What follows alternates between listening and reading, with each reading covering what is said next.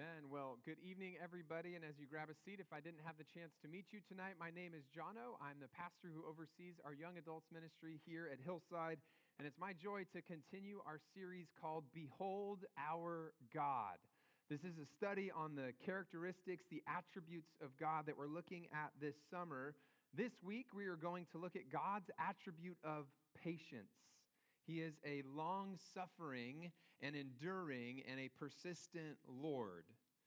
The Bible is filled with examples of God's patience. You don't have to look very far, but I picked out just a few to help us think about this. Ezekiel reminds us very immediately that God does not delight in the death of the wicked. It's not something that brings him pleasure. He wants them to turn from their evil and embrace Christ. Malachi reminds us that the Lord doesn't change, and that is why we are not swept away. Because God was patient in the Old Testament, we can be assured that he will be patient in the New Testament. Peter tells us that God is not slow to keep his promises, but his delay is so that more people will turn from their sins and avoid perishing. Paul tells us that God patiently loves those he knows will never believe in him. Why? Because the people that he does save can then see God's grace runs not just for the people that he sent his son to die for, but for all men and women. And then think about Jesus' ministry. Jesus loved even Judas. He was patient with Judas. He taught him alongside the other 11 disciples for 3 years. And on the night that Jesus is betrayed, all of the disciples have no idea who the traitor is. And that should tell us something about the patience of God. For the 3 years that Judas followed Jesus, nobody could tell that he was the betrayer that Jesus knew him to be. That means Jesus didn't treat him differently. That means Jesus, in the way that he loved Judas, he loved him the exact same as the other disciples. He was patient. He was merciful. As you think about your own life, you have benefited from God's long-suffering love. Before you trusted in Christ, he didn't count all your sins against you and punish you for them. He gave you every good gift that you have. He blessed you in countless ways that if you spent time looking back, you would run out of pen, ink, and paper to count the ways that he has been merciful to you. Some of you even now continue to resist God. You stay far from him. You don't want to embrace him. You don't want to take seriously your sin and your rebellion. And he's still being patient with you today. So as we study the patience of God tonight, here is what I want us to see. God's patience is what gives you time to turn to him in faith. If you have a Bible, turn to the book of Jonah. We're going to look at God's patience through the whole book of Jonah. I promise it's not going to be more than 4 or 5 hours that will be together tonight. But in this book, we will see that God's patience with our sin, that's what gives us the opportunity to turn from our sin and put our faith in Christ. Ultimately, every breath that you and I breathe is a gift of God's grace. So here's the plan. As we're going through this whole book, we're going to spend a little bit of time focused on chapter 1. We will very quickly go through chapter 2, but we'll spend the bulk of our time looking at chapters 3 and 4. So we'll spend most of this time learning about Jonah and how God sent him to serve the Ninevites, a message from heaven. Let me pray before we dive in. Lord God, we thank you for your patient love of each of us here tonight. We all take for granted how much you have endured, how much you've put up with us so that we could know you. Humble us tonight as we study the book of Jonah. Give us the desire to show your patience to others. As you have treated us, teach us to treat others the same. We pray this all in the name of Jesus Christ our Lord. Amen. We'll begin with chapters 1 and 2 as one kind of singular point, and we'll see God's patience with a prodigal prophet. God's patience with a prodigal prophet. We'll start by reading just chapter 1, verses 1 to 3. It says, "Now the word of the Lord came to Jonah the son of Amittai, saying, 'Arise, go to Nineveh, that great city, and call out against it, for their evil has come up before me.' But Jonah rose to flee to Tarshish from the presence of the Lord. He went down to Joppa and found a ship going to Tarshish. It's going to be hard to say that all night.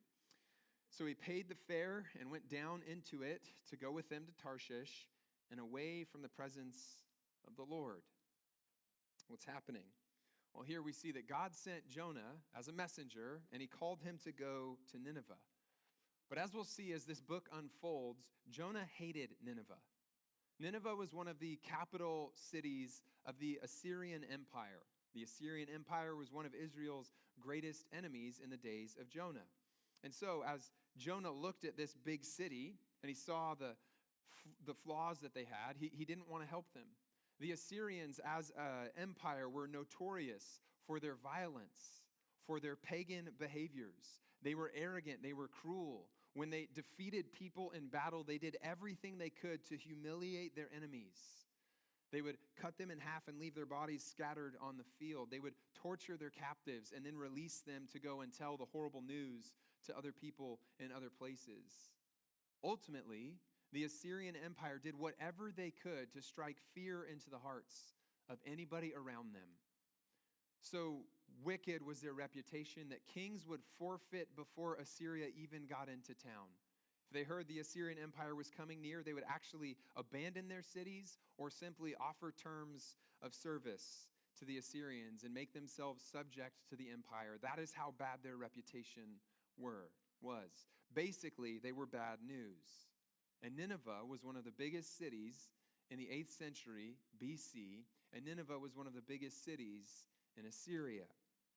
Another bit of background to what was going on in Israel as Jonah served as prophet. Jonah prophesies during a time of national revival. Things have been bad for Israel and they're starting to get better. He becomes associated very closely with the borders of Israel. And so he takes some pride and patriotism in his Jewishness. Naturally, a temptation might arise when we feel a strong sense of love for our nation. We can go too far. We don't want the place that we live to change, so we don't necessarily want others to enjoy the things that we have. The fear of others changing what we've come to love about the place we live leads us to not invite them in. But also, you tend to hate the enemies of your country with a particularly strong hatred. It's not necessarily a good thing, right? Borders are good and ordained by God, but Israel's borders were meant to be semi-permeable from the very beginning. They were supposed to block out the idolatry and the wrong ways of the nations around Israel. But God tells the Israelites, you are to be to me a nation of priests. And what were they supposed to do? They were supposed to take the message of God to the nations around them so they could leave their borders. They could exit and teach others how to worship the one true and living God. That was God's charter to them in Exodus. He reminded them of it in Deuteronomy. But Israel somewhat always failed at this task. God always wanted all the nations to worship him because he alone is worthy. And so when he sent Israel out to do that, they failed, and eventually they were punished. And now Jonah is at a time of national revival, and he doesn't want to do it either. So why wouldn't Jonah resist? Right? He loves his nation. He starts thinking a little bit more like an isolationist. He was a huge fan of his country, but he didn't really want to extend God's grace to his country's evil neighbors. Chapter 4 will make that abundantly clear to us. But at the outset, recognize Jonah idolizes Israel and he demonizes her enemies. God says, go to Nineveh and preach a message of judgment. And Jonah immediately rebels. He disobeys. He heads the opposite direction from where he perceives the presence of God to be. He foolishly thinks that he can actually escape the omnipresent God. He boards a boat headed to Tarshish. And what ends up happening? Well, in verses 4 to 8, which we won't read, a terrible storm strikes this ship while it's at sea. God sends the storm to ruin Jonah's plans. But I want you to notice God's patience even here with Jonah. His prophet does the exact opposite of what he was just commanded to do. And God, being the omnipotent and righteous one, doesn't immediately strike Jonah dead for going the opposite direction. That's patience. Now he does punish Jonah. He sends a storm to assault the boat that he's on. And the sailors on this ship are in terror because it's a really, really bad storm. The sailors tell all the passengers, hey, pray to your gods. Ask them to rescue us. But the storm persists. And so next they try to cast lots. They're rolling the die to see who is it that's brought this tragedy upon us. The lots fall on Jonah and they ask him, why is this evil happening? Where are you from? Who are your people? And Jonah responds in verses 9 and 10. And here's what Jonah says. He says, I am a Hebrew, and I fear the Lord, the God of heaven, who made the sea and the dry land. Then the men were exceedingly afraid and said to him, what is this that you have done? For the men knew that he was fleeing from the presence of the Lord because he had told them. Imagine you are on that boat, and this scene unfolds in front of you. So yeah, I'm a Jew. I fear the Lord, the God of heaven, and he made all that we see. He made the land that we just took off from, and he made the sea that we're currently floating on. The response would probably be, you mean you believe your God made everything, including the sea? Yeah. That's the one that I believe in. Wait, then, what's brought you to our ship? Why are you here? Oh, yeah, about that. I'm trying to run away from that Lord who made all things and is in control even of the sea. Unsurprisingly, the sailors are terrified. Their response is, what have you done to us? Why would you upset your God so much? In verses 11 to 16, the storm gets more tempestuous. It gets worse. And so the sailors look to Jonah and they say, what should we do? How can we appease your God so that not all of us will perish alongside you? Jonah's response, he comes up with a cowardly one. He doesn't want to own up to his direct violation of God's command. He doesn't want to deal with the consequences of his sin. He says, hey, throw me overboard. That'll take care of everything. Just throw me into the sea. All of this will be over and done with. I won't have to face any consequences. Jonah wants to escape his responsibility. He doesn't want to preach a message of repentance to his enemies. And so the easiest way for Jonah to avoid that, he comes up with in his head. He says, if I die, I don't have to do this. But the crew does not want to kill Jonah. So the storm gets even worse, and the crew tries resisting the storm by rowing hard against it, but the storm gets worse and worse. And so eventually they cry out to the God of Jonah and ask him for mercy as they throw Jonah overboard. And the moment Jonah hits the water, well, he appears to have gotten his wish. He's thrown into the sea to perish, and the storm stops. Did he get his wish? No, because God's will is always done. Verse 17 tells us very specifically, the Lord's patience persists, even as this prodigal prophet tries to kill himself. Verse 17, and the Lord appointed a great fish to swallow up Jonah. And Jonah was in the belly of the fish 3 days and 3 nights. So instead of letting Jonah perish at sea, God preserves his life. God is slow to anger, and Jonah is living proof. And here's the takeaway from this first chapter. God is patient with his prodigal prophet because God wants to reach a pagan nation. More on that when we get to chapter 3. For now, we'll just summarize chapter 2 very briefly. Throughout most of verses 1 and 9, Jonah is praying what seems like this beautiful prayer of repentance. He's demonstrating his dependence on God. He quotes from numerous Psalms. He draws some other Old Testament passages together as he's praying this. He declares that even when we are close to death, God hears us in our distress. He states that even when we're being punished by God for our sin, the Lord actually still hears our cries for mercy. When we try to escape from God's sight, Jonah came quickly to realize there is no hiding from his eyes. In the face of suffering that might lead to death, Jonah realizes God is nearby.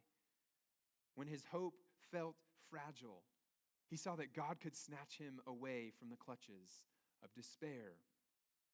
So all these encouraging statements flow from Jonah's mouth. He fills the belly of the fish with his prayers and his anticipation of God's rescue.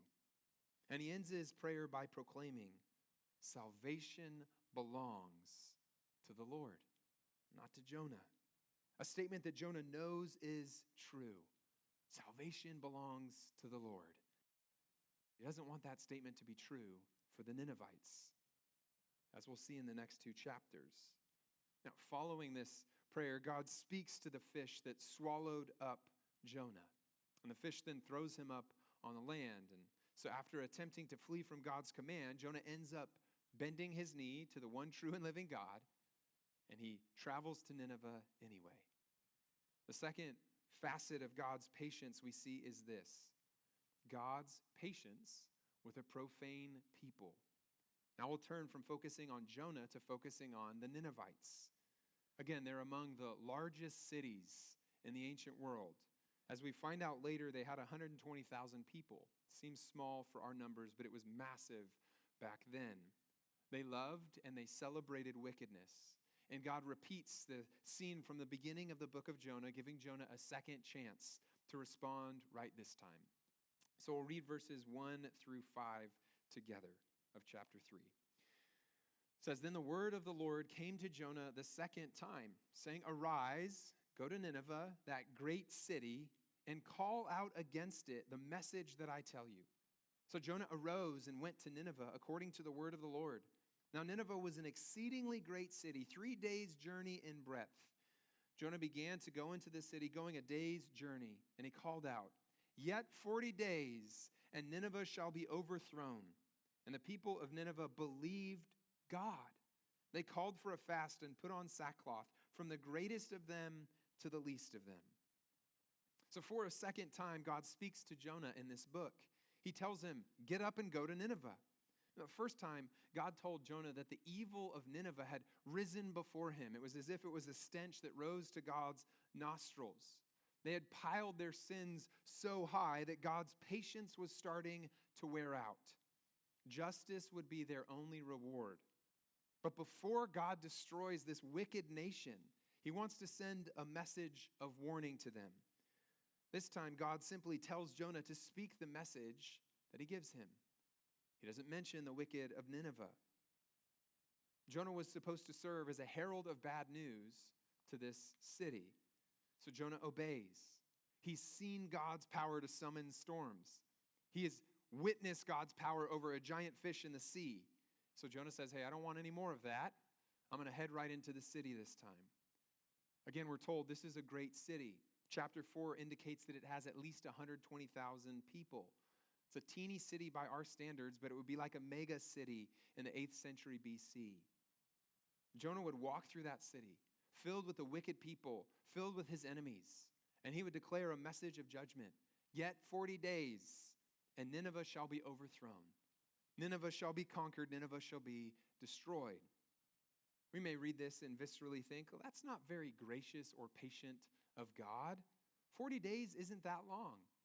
Well, don't forget that God has shown Nineveh and Assyria decades or hundreds of years of patience as they've sinned and done wickedly in the land.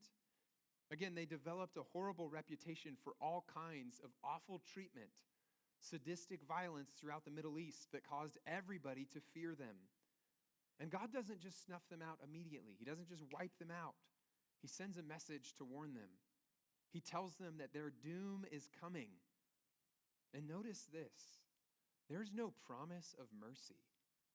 All Jonah is supposed to say is, hey guys, in 40 days, your city's going to be destroyed. In this instance, it's no different than a doctor diagnosing a patient with cancer. The doctors get the results back from the biopsy and they say, hey, this is bad. And they run some other CT scans and they find that the cancer has spread and they tell you, you know what? If we don't treat this thing, you have 6 months to live. That's bad news. But then they'll tell you the good news. They give you some hope. Say if we do radiation, chemo, and surgery, we could take that 6 months and hopefully get you 3 to 5 years. For Nineveh, they only get the cancer diagnosis. You got 40 days to live. They don't get the other side. There's no offer of hope. From the point of Jonah's warning, the clock begins ticking. 40 days start winding down. Everyone in Nineveh would eventually die. But the question that we should ask is, would Nineveh die in their sin? Or would they repent and turn to God? How do these profane people respond to Jonah's message? Will they riot? Do they carry him off to kill him? Do they mock him for being hateful and insensitive to their needs? No. God does a miracle. Shockingly, the people turn to God. And it tells us it's the great and it's the least. So it's the rich and it's the poor. It's the elites and it's the outcast. It's those who have everything and those who have nothing. It's the famous people and it's the forgettable people. Everybody turns to the Lord. And the people turn to God in repentance and faith. What did their repentance entail? We look at verses 6 through 9 to see that. Look with me. The word reached the king of Nineveh, and he arose from his throne, removed his robe, covered himself with sackcloth, and sat in ashes. And he issued a proclamation and published this throughout Nineveh. By the decree of the king and his nobles, let neither man nor beast, herd nor flock taste anything. Let them not feed or drink water, but let man and beast be covered with sackcloth, and let them call out mightily to God. Let everyone turn from his evil way and from the violence that is in his hands. Who knows? God may turn and relent and turn from his fierce anger so that we may not perish. An incredible scene unfolds. The king hears of Jonah's warning, and rather than calling for Jonah's execution, he takes off his royal robe and he dons a robe of mourning and grief over his sin. In the ancient Near East, if you were sad, if you were really sad, if you were grieving over the loss of a loved one or some tragedy that occurred, you would put on sackcloth and you would sit in ashes. It was a way to display to the world just how grieved you were by whatever happened. That's what the king does when he hears this terrible news that in 40 days his kingdom is going to be destroyed. But he's not worried about his kingdom. He grieves that he's offended the holy God that he now believes in. But the king doesn't want repentance to remain in his court alone. So he makes a decree. He says, everyone in Nineveh must fast. And not just the people. It's your mom, it's your dad, it's your kids, but also your cat, your dog, and your cattle.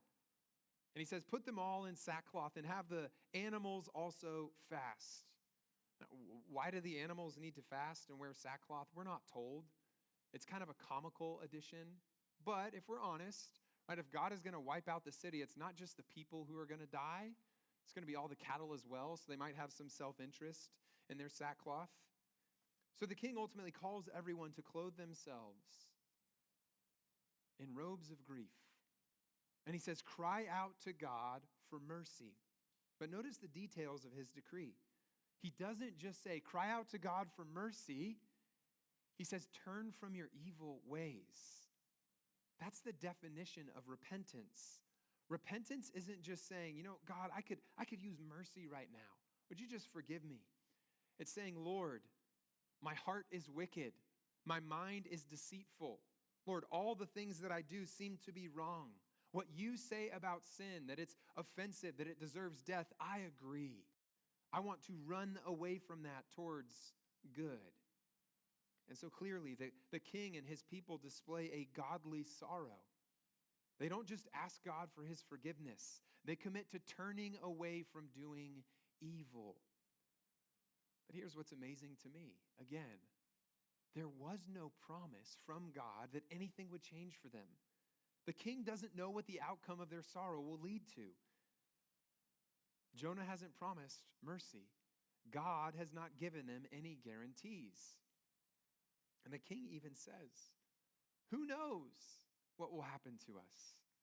Maybe God will show us mercy, but maybe he'll still destroy us in 40 days like we deserve. But there's hope in the king's heart. Maybe he had heard about the King of the Jews, God himself. So the king says, God may withdraw his hot anger from us and show us mercy. Now, how does God respond to this king and his nation's repentance? Verse 10, when God saw what they did, how they turned from their evil way. God relented of the disaster that he had said he would do to them, and he did not do it. God's message took effect. As we see in chapter 2, salvation belongs to the Lord. It's his prerogative to save. From what we're told, the entire city turns from their evil to the Lord. And because God was patient, he extends mercy to all of them. This is the single greatest missionary endeavor recorded in history. Peter's Pentecost sermon only saw 3,000 people saved. The Great Awakening, right, a great event in American history, it may have had more converts, but it took years for the fruit to develop. This was 120,000 people in a city, effectively overnight, turning from their sin and embracing the Lord. Jonah barely had to say anything.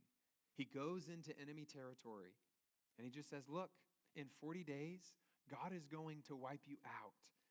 And the entire pagan nation turns to God in repentance and faith. How do you expect Jonah would respond? How loud was the celebration of angels in heaven that an entire city repented and turned from their sins? Sadly, Jonah responds in the pettiest way imaginable. Look with me at our final chapter and see God's patience with his pernicious and pouting prophet. Chapter 4, verses 1 through 4. But it, God's mercy, displeased Jonah exceedingly, and he was angry. And he prayed to the Lord and said, O Lord, is not this what I said when I was yet in my country?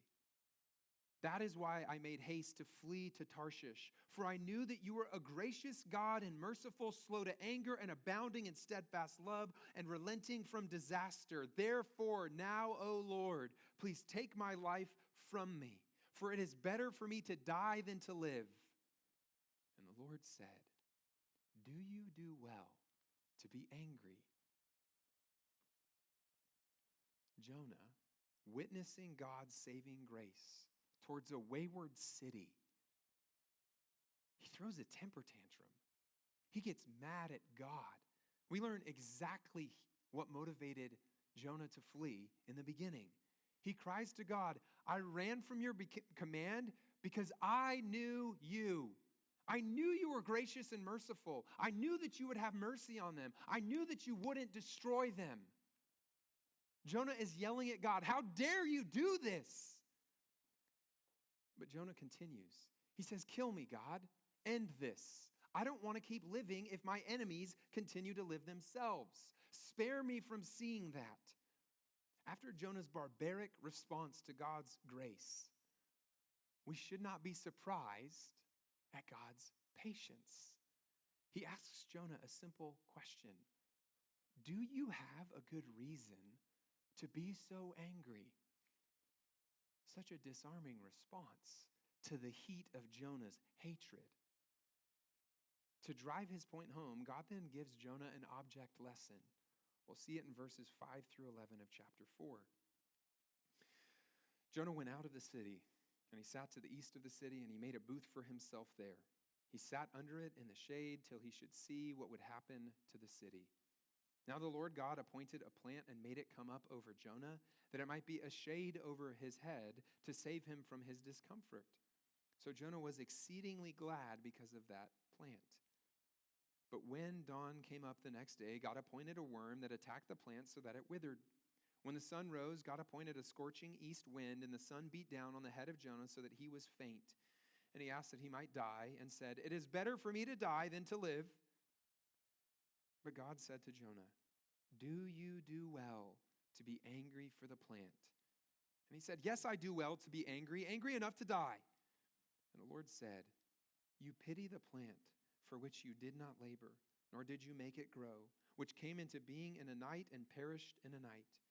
And should not I pity Nineveh, the great city in which there are more than 120,000 persons who do not know their right hand from their left, and also much cattle? So after God first questions Jonah, Jonah throws his pity party. He leaves the city.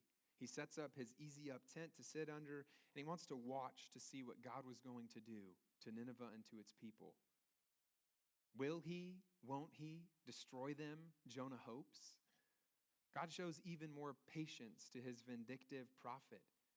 He causes a plant to grow in a single day, and it offers shade to keep Jonah out of the hot sun. That made Jonah exceedingly glad. Contrast that with the exceeding anger we saw at the beginning of chapter 4. When God had mercy on Nineveh, he was exceedingly angry. When God had mercy on Jonah, he was exceedingly glad. Jonah is happier about the plant's shade than the repentance of 120,000 people. Talk about selfish. To show Jonah the error of his thinking, the next day, God sends a worm and he kills the plant. God then sends a scorching wind and a warm sun to heat up Jonah. And all of this makes Jonah exceedingly angry again. And so again, Jonah wants to die. He says, it's better for me to die than to live. So God asks the same question he asked before. So Jonah, do you have any good reason to be angry because of this plant? God points out the evil in Jonah's reactions. He says, you care more about a plant that you yourself did not plant, that you yourself did not water, that you yourself did nothing for, that rose up in a day and went away in a day. You care more about that plant than 120,000 people who do not know their left hand from their right hand. What is God's point by that statement? He's saying these people were so blinded and stupid by their sin that they couldn't rationally make good decisions. It's as if they didn't know their right from their left. And so God has pity on them. But Jonah doesn't want God to have pity. Jonah wants God to play favorites the same way that Jonah himself plays favorites. You see, if Jonah were God, he would have eradicated Nineveh. All 120,000 of those people that God is rejoicing that they've repented, Jonah would have killed happily. Jonah was so fixated on the threat of the Assyrian Empire and his nearby neighbors in Nineveh that he can't rejoice that God would have mercy and turn 120,000 people into his friends because they worshiped the same God. Jonah was too fixated on borders that he can't see the grace of God. They were once so wicked. They didn't have any sense. And now God has delivered them from their sin because he had pity. But Jonah has no pity. Why? Because Jonah doesn't care about anybody but himself. He only was worried about his well-being. And so the book of Jonah comes to a close. We should ask the question, why is God so patient with Jonah? Why doesn't God slap some sense into Jonah at some point? Because as Jonah said, God really is slow to anger and abounding in steadfast love and faithfulness. Abounding means he's inexhaustibly those things. The same God who had mercy on Nineveh had already had mercy on Jonah before he got to Nineveh, and he shows mercy to Jonah after he gets out of Nineveh. He is patient to his petulant, pernicious, and pouting prophet. God reveals his characteristic patience not just with Jonah's enemies, but most ultimately in this book with Jonah himself. God ends by saying, should not I pity Nineveh, the great city in which 120,000 persons who do not know from their right hand from their left, should I not pity them? If God had no pity for Nineveh, would he have had any pity for Jonah? Since God shows patience to Jonah, God shows patience to Nineveh as well. So how should we, as Christians, think about this book? For the believer, ask yourself the question, do you view others with the same hostility that Jonah did? Are there people in your life that, whether it's by explicit declaration or passive resistance, you wish would perish without believing in the God of the Bible? Maybe you're not willing to say it the way that Jonah did, so clearly he hated them, but maybe you're not willing to take that step, that awkward conversation of saying, hey, I don't like this person, but I know they need Christ. God is having patience with you. God is having mercy with you. Maybe you're like Jonah in the sense that you have done the exact opposite of what God told you to do. You know what was right and you chose to do wrong. And you think just sweeping things under the rug quickly and moving on is okay. You don't want to do the hard work of actual repentance and turning from your evil ways. If that's you, God is showing you patience. So turn, Christian, from your evil, repent, and walk in faith and obedience rather than trying to just quickly get over things. But for you tonight, if you're not a believer, know that God is currently being patient with you. And Jonah actually plays this role as he spent 3 days in the belly of the fish. Jesus hearkens back to it during his ministry because people, everybody, would assume Jonah is dead for 3 days until he's vomited on the shore. So for 3 days and 3 nights, he was in the belly of a fish, presumed dead. And Jesus, during his ministry, says, hey, I'm going to give you the sign of Jonah. For 3 days, Jesus was dead. Jonah didn't have to die, but Jesus did. Jesus died so that God could let Jonah live. Unlike Jonah, Jesus preached a message that was rejected by most people who heard it when he first came. Unlike Jonah, Jesus preached a message of peace with God and joy. He gave both the justice that we all deserve, but also preached a message of mercy. So if you're here tonight and you don't yet know Jesus, then turn to him. Follow the pattern that you see of the Ninevites. They repented. Not only did they say our sins are wicked, but we don't want to keep doing these evil things. They mourned over their sin.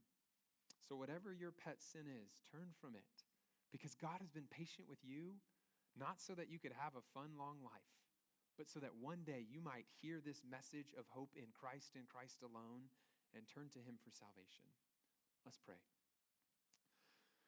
Lord God, we thank you for being a patient God, one who is slow to anger. How quick we are to anger. Lord, you're also abounding in steadfast love. How shallow is our love. Lord, you also love to forgive sin. How much we want to hold sin against people. But because you have shown us so much patience, Lord God, we ask that you would teach us to show patience to others. Out of the good that you have given to us, help us to give good to others. We thank you, Lord Jesus, that God could look past our sins because of your coming death on the cross in the time of Jonah. And as we look back on history and we see what your death accomplished, we rejoice that you died, we rejoice that you rose again, but we also rejoice that you ascended into heaven, where even now you are praying for us as God patiently endures some of the evil we continue to do. And so tonight, as we reflect on you, our patient God, would it lead us to worship you in spirit and in truth? Would it give us many reasons to praise your wonderful name? And Lord, tonight, I pray that each of us would learn to display the type of long suffering that you have shown us. Would we seek to kill our sin? Would we seek to flee from it? Would we seek, unlike Jonah, to rejoice when we see others do the same? And would you help us to help them follow you in faith and obedience? We love you, Lord Jesus. We pray this all in your name. Amen. All right, you guys can break into discussion groups.